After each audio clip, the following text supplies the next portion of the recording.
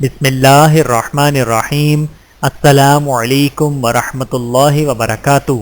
سودی معاملات، اللہ اور رسول صلی اللہ علیہ وآلہ وسلم سے اعلان جنگ۔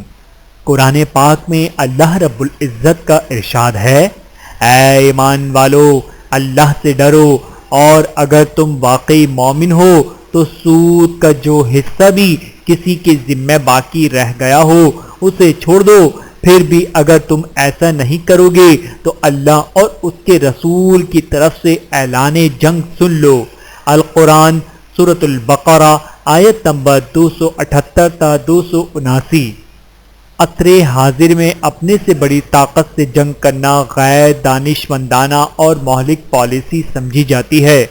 ہر حکمران کی یہ خواہش ہوتی ہے کہ وہ اپنے سے بڑی طاقت سے ٹکرائے، بغیر امور مملکت سر انجام دے۔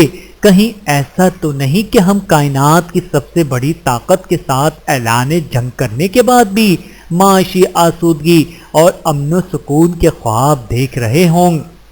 اللہ تعالی ہم سب کو سمجھنے کی اور عمل کرنے کی توفیق عطا فرمائے، آمین ثم آمین۔